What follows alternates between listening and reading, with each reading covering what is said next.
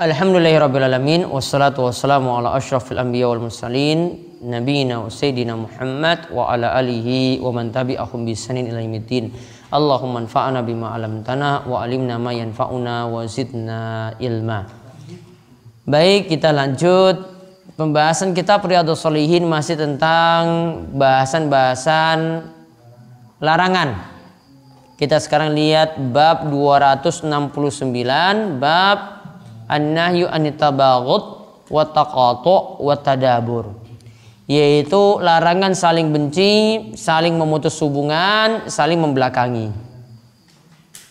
Saling benci, saling memutus hubungan, saling membelakangi.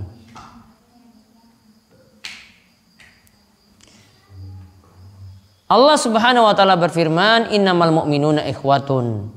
Juga Allah itu berfirman, azillatin 'alal mu'minina 'izzatin 'alal kafirin. Juga Allah itu berfirman, Muhammadur Rasulullah walladzina ma'ahu asyiddau 'alal kuffari ruhama'u bainahum. Jadi 3 ayat yang dibawakan oleh Imam Nawawi rahimahullah. Coba dibacakan artinya, Pak Selamat. Yang artinya orang-orang beriman itu sesungguhnya bersaudara. Orang-orang beriman itu adalah bersaudara. Kalau saudara ya tidak saling benci, tidak saling memusuhi, tidak saling mendiamkan, tidak saling cuek, tidak saling membelakangi.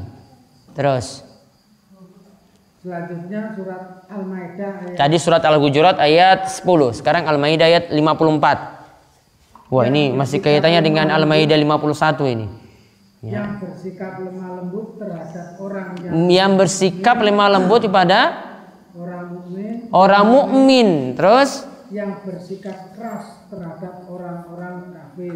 Masih bersikap lembut pada orang-orang beriman dan bersikap keras kepada orang-orang kafir. Jadi kalau kita dengan orang beriman itu sikapnya lemah lembut. Namun dengan orang kafir ya kita sikapnya itu maksudnya tidak loyal. Kalau dengan orang beriman saling cinta, saling dukung. Kalau yang ada yang susah maka ditolong, loyal, bantu. Kalau itu selama dalam kebaikan. Sedangkan dengan non muslim, dengan orang kafir tidak loyal. Ya, kalau dalam hal perihal agama tidak ya gotong royong untuk bantu, tidak. Ada prinsip. Kalau ada kaitannya dengan agama kita punya prinsip. Prinsipnya tidak bantu. Toleransinya bagaimana? Sudah, biarkan mereka itu beribadah, biarkan mereka itu menjalankan perayaannya. Kita nggak ganggu sama sekali dan juga kita tidak bantu. Itu namanya toleransi yang diajarkan dalam ajaran Islam. Bukan nanti kalau mereka itu ibadah, ya nanti kita yang jaga, biarin aja. Kita kalau nggak ganggu ya tetap nggak ada yang masalah kan? Itu udah biarin. Jangan sampai orang muslim itu mau ibadah, orang muslim itu mau ngaji, malah nanti diganggu. Nanti kalau yang non muslim itu yang ibadah, yang nanti mereka jaga dan memberikan pengamanan spesial. Keliru. Terus dan surat Al-Fatah ayat 29. Surat Al-Fatah ayat 29. Muhammad itu adalah utusan Allah dan orang-orang yang bersama dengan dia adalah keras terhadap orang-orang kafir, tetapi berkasih sayang kepada sesama mereka. Ya, Muhammad adalah utusan Allah, Muhammadur Rasulullah. Walladzina ma'ahu, dan orang-orang yang bersama beliau, yaitu para sahabat, punya sifat. Sifat para sahabat yang pertama, asyiddau 'alal kuffar. Keras pada orang-orang kafir. Ruhama'u bainahum, namun pada orang-orang yang beriman sesama mereka saling menyayangi, saling menolong, saling membantu, saling kasihi. Ada yang susah itu dibantu. Ya, ada yang butuh perhatiannya diperhatikan. Loyal pada orang beriman, sama-sama muslim itu loyal, saling dukung. Namun pada yang non muslim, ya kaitannya dengan agama tidak dukung. Kita punya prinsip tidak loyal pada mereka. Nah, sekarang lihat di sini dibawakan 2 hadis. Yang pertama hadis saking Anas radhiyallahu anhu, diriwayatkan oleh Imam Bukhari dan Muslim. Coba. Dari Anas radhiyallahu anhu, bahwa Nabi Shallallahu Alaihi Wasallam bersabda, janganlah kalian saling membenci, saling iri, saling berpaling, dan janganlah saling memutuskan silaturahmi.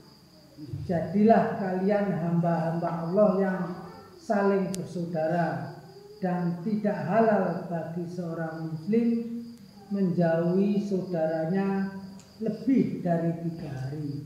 Hadis muttafaqun alaih. Taib. Dalam hadis riwayat Bukhari dan Muslim, saking Anas disebutkan ini hal-hal yang tidak boleh dilakukan dan mana yang harus dilakukan. Ya, ini adalah larangan-larangan yang disebutkan di sini. Yang pertama, larangan pertama, la tabaghadu. Jangan saling benci. Dan ingat, benci itu asalnya itu di hati. Ya, benci nggak senang itu asalnya di hati. Maka kalau dikatakan la tabaghadu, ini maksudnya di sini adalah jangan sampai menimbulkan kebencian pada yang lain. Ya, jangan sampai menimbulkan kebencian pada yang lain walaupun itu cuma di hati. Mangkelnya itu cuma di hati, nggak boleh. Nggak boleh sampai buat orang itu sakit hati seperti itu. Kemudian yang kedua, wala tahasadu. Jangan sampai saling hasad. Hasad ini sebenarnya lebih daripada iri. Karena hasad itu kata para ulama, yatamanna, berangan-angan atau berkeinginan, zawala nikmati akhihi, berkeinginan atau berangan-angan andai saudaraku itu nikmatnya itu hilang. Ya, ini cuma berandai-andai loh. Coba motornya itu yang baru itu ketabrak mobil. Ya, coba kulkas yang dia baru beli itu langsung dia pasang itu rusak. Ya, ini baru berandai-andai. Coba saja seperti itu. Ya, ini dikatakan ya tamanna. Yaitu berandai-andai. Ini belum loh, ini belum rusakin motornya, ini belum rusakin kulkasnya, ini baru berandai-andai. Andai saja. Coba kalau dia beli motor itu, mudah-mudahan nanti pas turun nanti ke Imogiri ada truk besar yang nabrak. Ya, bayangannya sudah seperti itu loh. Mudah-mudahan pas parkir, pas kajian lupa dikunci, ya langsung di bawah maling. Ya, angan-angannya buah. Ini angan-angannya sudah jauh sekali loh pikirannya ini. Ini belum punya keinginan sampai mau melakukan, namun cuma angan-angan saja. Ya, di sini katakan Profesor Dr. Mustafa Al-Buga bila katakan angan-angan. Jangan sampai punya angan-angan ya saudaranya itu nikmatnya itu hilang. Ini sudah namanya hasad. Jadi hasad itu ingin nikmat saudaranya itu hilang. Cuma keinginan, cuma andai-andai saja. Kalau Syekhul Islam Ibnu Taimiyah lebih lagi daripada itu. Beliau katakan pokoknya sekedar benci, tidak suka. Tidak suka ada nikmat pada orang lain. Kalau ini ingin nikmat itu hilang. Pokoknya kalau cuma tidak suka kata Ibnu Taimiyah sudah hasad. Jadi Ibnu Taimiyah punya definisi yang lebih tinggi lagi tingkatannya. Berarti kalau cuma nggak senang gitu, wah teman saya kok dapat HP baru gitu. Cuma tidak senang saja, belum punya keinginan HP itu hilang. Cuma tidak senang saja, benci, tidak suka, itu sudah disebut hasad. Maka ini larangan yang kedua, jangan hasad. Kemudian yang ketiga, wala tadabaru. Tadabaru di sini adalah saling membelakangi dengan badan. Jadi temannya itu ketemu, dia cuma tunjukkan punggungnya saja. Ini kata para ulama yang dimaksudkan di sini adalah berpaling, ya alias hubungannya itu sengaja diputus. Saling membelakangi di sini artinya saling cuek, nggak mau ngobrol, nggak mau berbicara, ya pokoknya ada masalah. Kadang ini bahkan dengan sedulur, dengan saudara dekat, sudah nggak mau ngobrol-ngobrol lagi. Apalagi kalau sudah ada sangkut pautnya dengan masalah warisan, dengan masalah pembagian harta, ya itu sudah ya saudara dengan namanya saudara pun bisa putus. Dia bisa buat baik dengan tetangga, namun dengan saudaranya sendiri kalau sudah ada kaitannya dengan dunia seperti ini sudah selesai. Ya, kalau sudah merasa tidak adil, sudah merasa dizolimi, sudah yang satu tidak mau maafkan, yang satu tidak mau mengalah, pokoknya sudah saling ya cuek ketika itu. Kemudian yang keempat, wala taqatu, janganlah saling memutuskan hubungan. Baik di sini dengan sedulur, dengan saudara dekatnya, ataupun dengan orang yang jauh. Karena kalau saling memutus hubungan di sini berarti sudah tanda saling benci. Berarti berapa hal yang dilarang? 4. Saling benci, saling hasad. Hasad tadi ya punya angan-angan nikmat orang lain itu hilang. Yang ketiga, saling membelakangi alias saling cuek. Yang keempat, saling memutuskan hubungan. Kemudian dikatakan oleh Nabi, wa kun ibadallahi ikhwana. Jadilah hamba Allah yang bersaudara. Bersaudara ya tidak seperti 4 tadi yang dilakukan. Wala yahilu lil muslimin, tidak halal bagi seorang muslim ayyahjura akhahu fawqa salasin. Dia itu diamkan saudaranya di atas 3 hari, nggak ngobrol cuek di atas 3 hari. Cuma masalah tadi, ya ini dengan sedulurnya bahkan, cuma masalah gara-gara waris. Cuma masalah ya gara-gara ada pembagian yang tidak adil, tidak pas. Ya ini pokoknya gara-gara harta saja. Akhirnya nggak mau ngobrol lebih daripada 3 hari, setahun nggak ngobrol. Setengah tahun nggak ngobrol. Ini dikatakan batasannya cuma 3 hari. Karena kalau lebih daripada 3 hari sudah zolimi orang. Ya, itu sudah zolimi orang. Yang dibolehkan ini kalau diamkan, hajar istilahnya, ini cuma dalam masalah agama. Ya, artinya untuk buat orang itu kapok. Wah, ini orang ini sudah diingatkan dulu. Ya, untuk sholat di masjid nggak mau sholat juga, saya diamkan aja lah. Ya, saya cuekin saja. Kalau ada manfaat, ya kalau ada manfaat. Kalau dicuekin juga tetap malas juga, ya berarti nggak manfaat. Sama juga ada orang yang misalnya punya utang, kemudian kita hajar, bahkan tetangga-tangga semuanya itu hajar. Wah, orang itu kalau pinjam uang itu nggak pernah amanat.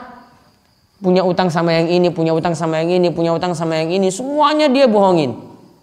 Ya, nggak ada semuanya yang lunas. Ya, maka semua satu RT ini misalnya boikot dia. Pokoknya kita nggak boleh hubungan-hubungan lagi dengan dia. Ya, dia mau ngajak bicara nggak usah ngobrol ketika itu. Dia mau minta bantuan nggak usah bantu, sampai tadi dia mau tobat, mau janji utang-utang itu dilunasi. Boleh ketika itu diboikot. Dengan catatan tadi kalau ada manfaat. Ya, namun kalau tidak ada manfaat, pokoknya tidak dibolehkan untuk menghajar orang lain. Kemudian hadis yang berikutnya dari Abu Hurairah radhiyallahu anhu. Ini yang di bawahnya. Dari Abu Hurairah radhiyallahu anhu bahwa Rasulullah Shallallahu alaihi wasallam bersabda, pintu-pintu surga dibuka pada hari Senin. Pintu surga dibuka pada hari Senin, terus dan hari Kamis, terus. Maka setiap hamba yang tidak menyekutukan sesuatu dengan Allah akan diampuni. Setiap hamba yang tidak berbuat syirik akan diampuni, terus. Kecuali seseorang yang diantara dirinya dengan saudaranya ada kebencian. Nah, kecuali kalau ada kebencian dia dengan saudaranya, terus. Maka dikatakan tunggulah 2 orang itu sampai keduanya berdamai. Tunggulah 2 orang itu sampai keduanya berdamai. Hadis riwayat Muslim. Nah, dalam hadis riwayat Muslim disebutkan dari Abu Hurairah, Rasulullah SAW itu bersabda, tuftahul abwabul jannah yaumal isnain wa yaumal khamis. Pintu surga itu dibuka pada hari Senin dan Kemis. Maka ini jadi dalil disunahkannya puasa Senin dan Kemis karena pintu surga terbuka ketika itu. Ya, disunahkan melakukan puasa Senin dan Kemis. Kemudian setiap hamba dosa-dosanya itu akan dimaafkan, akan diampuni selama dia itu tidak berbuat syirik. Nah, kecuali di sini yang dikecualikan. Padahal tadi sudah dimaafkan tuh dosa-dosa, yang dikecualikan lagi di sini rajulan kanat bainahu wa bain akhihi syahna. Jika ada orang yang hubungannya dengan saudaranya itu ada kebencian, ada permusuhan, saling benci, saling bermusuhan, maka nanti dikatakan ketika itu, kalau gitu tunggu. Anziru hazaini hatta yastaliha. Anziru hazaini hatta yastaliha. Kita tunggu. Dua orang yang bertengkar, dua orang yang saling bermusuhan tadi, dua orang yang saling benci tadi, tunggu sampai mereka berdua itu damai. Diulang lagi, tunggu sampai mereka berdua itu damai. Maka hadis ini menunjukkan dilarang memutus hubungan. Ya, dia dilarang untuk memutus hubungan. Yaitu di sini tidak saling ngobrol, ada kebencian, ada permusuhan. Karena kalau masih saling bermusuhan, saling diamkan, saling benci, maka tidak akan mendapatkan ampunan dari Allah. Padahal setiap hamba itu akan mendapatkan ampunan. Namun karena ada dosa permusuhan dengan saudaranya, maka ini belum diampuni sampai masalah itu diselesaikan. Kemudian di sini juga menunjukkan permusuhan, saling benci antara sama muslim itu membuat sulit untuk masuk surga. Akan membuat sulit untuk masuk surga. Wallahu a'lam bishawab. Itu 2 hadis dan 3 ayat yang kita bahas dalam bab larangan saling benci, saling memutus hubungan dan saling cuek yang dibawakan dalam bab 269. Baik. Ada yang ingin bertanya, monggo. Kalau saling bermusuhan sama istri. Saling bermusuhannya sama istri. Alasannya kenapa? Cuek-cuekin. Ya nggak boleh lebih daripada 3 hari. Iya, nggak boleh lebih daripada 3 hari. Suami ngambek gitu ya.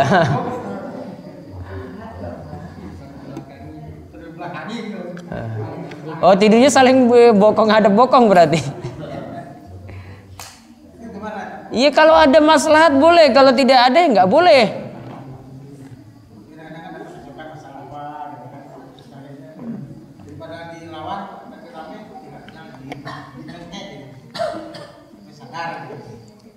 Ya kalau istri lagi cerewet diam aja solusinya, nggak usah dibantah lagi nanti sampai ribut jadinya. Diam aja. Ada lagi? Ada, Ustaz. Ya. Kalau tindakan saya gimana, Ustaz? Ya, saya kan dulu pertama ngaji itu ngajak tetangga, terus tidak mau lagi, ngajak orang lagi, terus bertahan 1 tahun. Nggak mau lagi. Sekarang terus hilang lagi, terus saya yang lain juga sama saja, ya sudah. Yang dekat-dekat rumah itu kan ada sekitar 4 orang, yaitu dengan saya juga cuek, dia juga cuek sama saya, saling menghindar. Saya juga sudah nggak mau, daripada nanti bikin fitnah yang lain atau saya nggak bisa nanti, ya sudah, kita berjalan sendiri aja. Saya nyikapinya seperti itu gimana, Ustaz? Karena kan kasusnya tidak yang pertama saja, dari yang pertama, kedua, ketiga, keempat sama. Terus saya ngambil kesimpulan, ya sudah, yang penting saya dan keluarga saya. Gimana? Ya kembalikan hubungan lagi seperti dulu, buat baik. Kembalikan hubungan dengan teman-teman dulu, nggak masalah. Kenapa saling menjauhi? Jalin hubungan lagi, jangan yang ngalah. Kalau dia cuek ya ngajak ngobrol atau ngasih sesuatu lah. Biasanya dimulai dari hadiah dulu. Oh ada buku yang bagus nih, kasih dia. Gitu. Tapi yang pertama kedua itu menghindar. Menghindar. Ya, itu yang paling lama. bisa, hati itu bisa dilembutkan dengan hadiah, dengan senyuman, bisa diperbaiki. Kasih sesuatu. Ada lagi? Nih. Seandainya kita punya kagum sama saudara kita, terus diem-dieman gitu. Tapi sebelum sempat apa-apa udah berbeda tempat, udah pindah dari lingkungan kita. Gimana sikap kita itu? Apa cuma cukup dengan kita dengan media sosial itu? Disapa, kalau kayak gitu gampang. Belikan dia pulsa misalnya. Pulsa saya sudah masuk belum? Nah itu nanti akan pulih lagi itu. Oh sudah masuk. Kamu yang kasih toh? Iya saya yang kasih. Itu sebagai bentuk permintaan maaf saya. Kasih hadiah itu lebih orang itu tenang sekali. Jadi nggak harus nyambangin langsung. Nggak mesti. Jadi kan kasih hadiah saja, nanti dia akan sadar sendiri. Oh dulu pernah buat salah, berarti dia minta maaf kayaknya ini karena kasih pulsa. Nah, kan nggak mungkin dia minta kembalikan pulsanya kan, nggak mungkin. Pasti dia terima. Pakai strategi. Jangan kaku terus kayak gitu terus, ya ngambek, diam. Jangan, lanjut, diperbaiki hubungan. Masa nggak bisa diperbaiki Pak Selamat? Jadi orang tuh mudah bergaul. Jangan diamkan orang terus. Ada masalah cari solusinya gimana gitu. Kan enak sekali kalau jadi baik.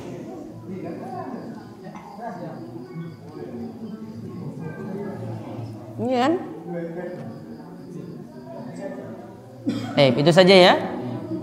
Ya diumumkan bagi jamaah Serunggo atau Imogiri yang ingin ikuti kajian Pak Patrialis Akbar di Masjid Agung Al Ikhlas Wonosari hari Ahad jam 8:30 mulai. Itu acara kenegaraan itu sebenarnya. Enggak, cuma Pak Patrialis saja. Nanti saya yang temani. Bahas tentang penistaan agama. Ya, kita tutup kalian doa kafaratul majelis. Semoga subhanakallahumma bihamdika asyhadu an la ilaha illa anta astaghfiruka wa atubu ilaik. Assalamualaikum warahmatullahi wabarakatuh.